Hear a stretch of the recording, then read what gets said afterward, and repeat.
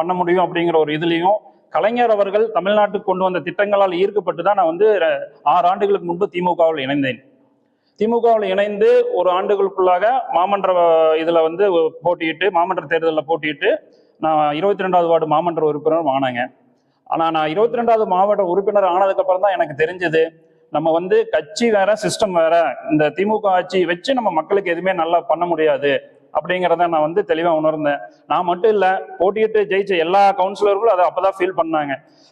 காரணம் என்னன்னு பாத்தீங்கன்னா, ஒரு 4-5 மாதங்கள் எந்த திட்டமே நடைபெறல. அதுக்கப்புறம் பாத்தீங்கன்னா எந்த ஒரு ஃபைல் போனாலும், எது ஒரு டெண்டர் எதுனாலும் அதுக்கு வந்து பார்ட்டி ஃபண்ட் கொடுத்தா தான் நம்ம வந்து அந்த திட்டத்தை அவங்க செயல்படுத்த முடிகிற நிலையில் இருந்தாங்க. நீங்க வந்து எனி ஒன் ரோடு கான்ட்ராக்ட் ஆகட்டுங்க, சாதாரண பூங்கா கான்ட்ராக்ட்ல இருந்து பெரிய பெரிய கான்ட்ராக்ட் வரைக்கும் மாநகராட்சியில வந்து பார்ட்டி ஃபண்ட் கொடுக்கணுங்க. இந்த பார்ட்டி ஃபண்ட் கொடுத்தா தான் வந்து எந்த டெண்டருமே வந்து இவங்க சாங்ஷன் பண்ணுவாங்க. அந்த கண்டிஷன்ல தான் போயிட்டு இருந்தது.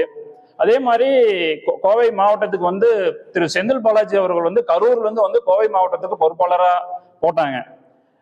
ஏன் வந்து கரூர்ல இருந்து ஒருத்தர் பொறுப்பாளரா போட்டாங்கன்னு அப்ப எங்களுக்கு தெரியல. போட்டதுக்கு அப்புறம் தான் தெரிஞ்சது, அவர் வந்து இந்த பினான்ஸ் மேனேஜ்மெண்ட், மேன் மேனேஜ்மெண்ட்ல வந்து ரொம்ப கரெக்டா இருப்பாரு அப்படின்னு சொல்லிதான் அவரை போட்டிருக்காங்க. கட்சி வளர்த்தணுங்கிறதுக்காக அவரை செந்தில் பாலாஜி இங்க கோயம்புத்தூர் மாவட்ட பொறுப்பாளராக போடலீங்க, கரெக்டா கலெக்ஷன் பண்ணி மேல கொடுக்கணுங்கிறதுக்காக தான் போட்டிருக்காங்க. ஏன் அப்படின்னு பாத்தீங்கன்னா, அவர் வந்ததுக்கு அப்புறம் அவருக்கு அடிமையா இருக்கிறவங்களுக்கு மட்டும்தான் மாவட்ட நிர்வாகங்கள்ல ஒரு பொறுப்பை கொடுத்தாரு. அவருக்கு யார் அவருக்கு வந்து அவர் பேச்சு கட்டுப்பட்டு அவர் சொல்றதை கேட்டு இருக்கிறாங்களோ அவங்களுக்கு எல்லாத்துக்குமே பொறுப்பு கொடுத்தாரு. கட்சியில வந்து கடந்த திமுக ஆட்சி வர்றதுக்கு முன்னாடி 10 ஆண்டு காலம் எதிர்கட்சியா இருந்துச்சுங்க. எதிர்கட்சியா இருக்கிறப்ப மாவட்ட செயலாளர் உட்பட பகுதி, ஒன்றியம், கிளை செயலாளர்களுக்கு அவங்க சொந்த காசை செலவு பண்ணி தான் வந்து கட்சி வேலை செஞ்சுட்டு இருந்தாங்க. ஆளுங்கட்சியா வந்ததுக்கு அப்புறம் அவங்க எல்லாத்தையும் நிராகரிச்சுட்டு இவர் வந்து தனக்கு வேண்டப்பட்டவங்கள பொறுப்பு கொண்டு வந்தாருங்க. பொறுப்பு கொண்டு வந்தது இல்லாம அதை வந்து கோயம்புத்தூர் திமுகவை ஒரு கரூர் கம்பெனியாவே மாத்திட்டாரு. இப்ப எக்ஸாம்பிள் பாத்தீங்கன்னா, ஒரு எக்ஸாம்பிள் சிஎம் கோயம்புத்தூர் விசிட் வர்றாருன்னா ஒரு பெரும் திரளான கூட்டத்தை கூட்டி காமிக்கணும் அப்படின்னு அவர் வந்து சொல்லுவாரு. ஒவ்வொரு கிளைக்கும் இவ்வளவு பேர், இன்னைக்கு 22வது வார்டா நீங்க 300 பேர் கூப்பிட்டு வரணும், அதுக்கு பஸ் அவரே அனுப்பிச்சிருவாரு.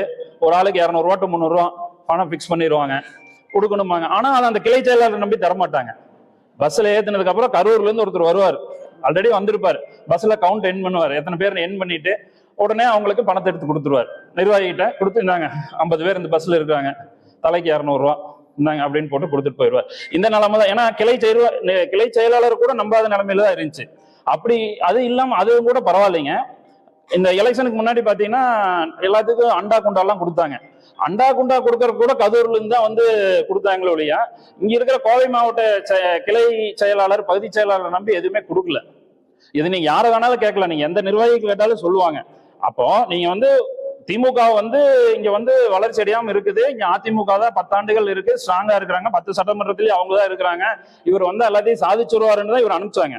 ஆனா இவர் இங்க இருக்கிற நிர்வாகிகளை யாருமே நம்பல, எல்லாமே கரூர் டீமை கொண்டு வந்து பண்ணா அப்ப கோவை மாவட்ட நிர்வாகிகள் எதுக்கு இங்க இருக்கணும் அப்படிங்கிற மனநிலையில தான் எல்லா நிர்வாகிகள் இருக்கிறாங்க.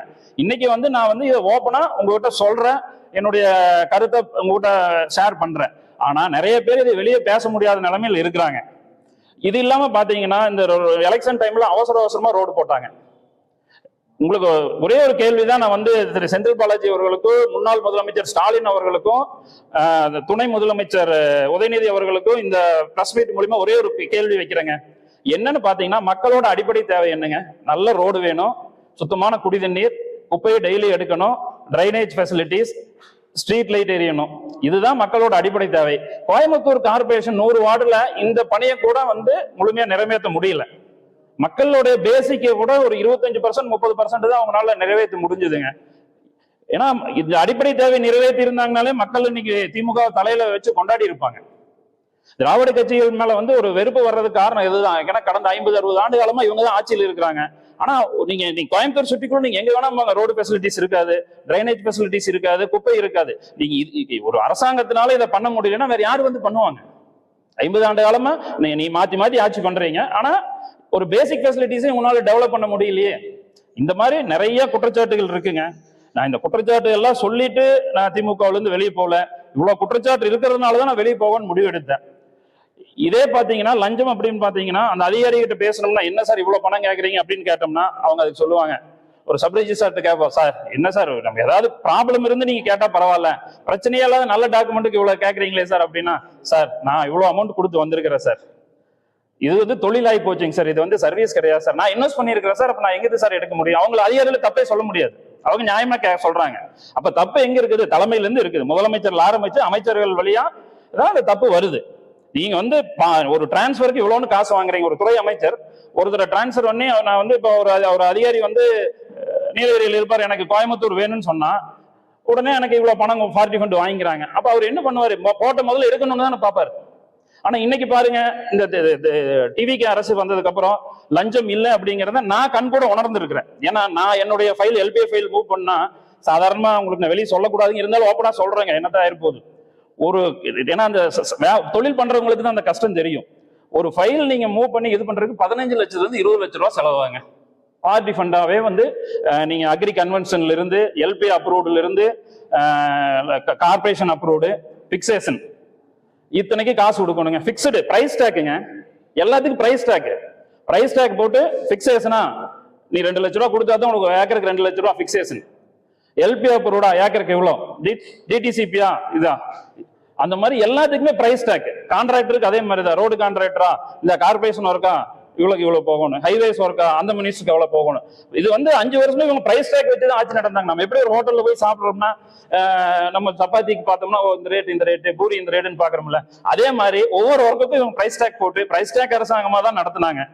இன்னைக்கு தாவக அரசு வந்ததுக்கு அப்புறம் அது இல்லைங்க. நான் ஓபன் ஸ்டேட்மெண்ட் சொல்றேன். ஏன்னா நான் வந்து ரிஜிஸ்ட்ரேஷன் ஆபீஸ் போனா காசு வாங்கல, அதிகாரியை என்னன்னு கேட்டேன், நாங்க காசு கொடுக்கல, நான் காசு வாங்கல, அதுதான், வேற எதுவுமே அவங்க சொல்லல. நான் லஞ்சம் கொடுக்கல, நான் லஞ்சம் வாங்கல, நான் கொடுத்தேன், நான் வாங்கினேன். அப்ப எங்க தப்பு இருக்கு? அதிகாரிகிட்டே தப்பு இருக்கு? கிடையாது, ஆட்சியாளர்கிட்ட தானே தப்பு இருக்கு. அதுதான் கடந்த 5 ஆண்டு காலமா திராவிட முன்னேற்ற கழக ஆட்சியில் நடந்துட்டு இருந்துச்சு.